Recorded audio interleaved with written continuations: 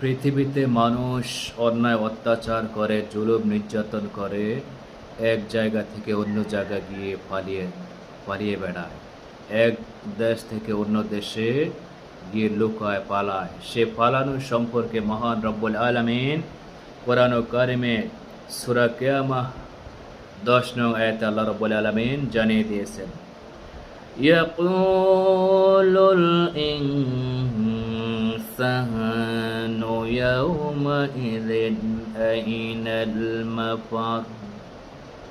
সেদিন মানুষ বলবে, আজ পালানোর জায়গা কোথায়।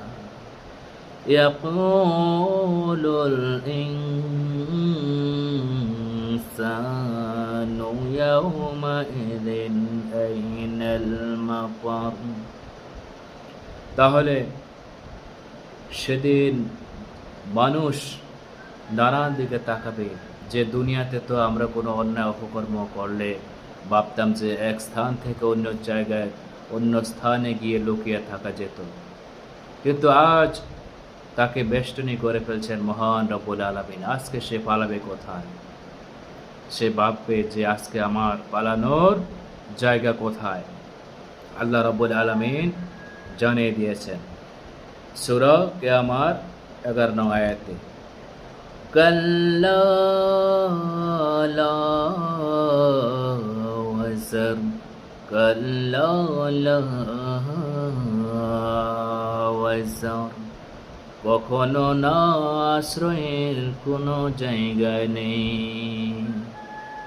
সেদিন পালিয়ে যাওয়ার কোনো জায়গা থাকবে না, কোনো জায়গায় গিয়ে আশ্রয় গ্রহণ করার কোনো জায়গা থাকবে না।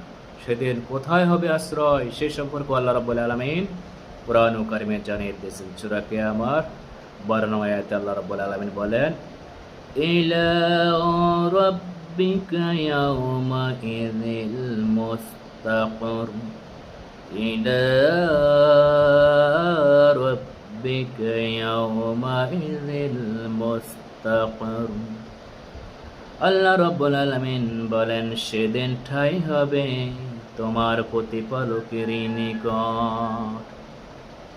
সেদিন ঠাঁই হবে কোথায়? মহান রব্বুল আলামিনের এই নিকট ঠাঁই হবে, আশ্রয় হবে, জায়গা হবে। অন্য কোথাও আর জায়গা হবে না, আশ্রয় হবে না।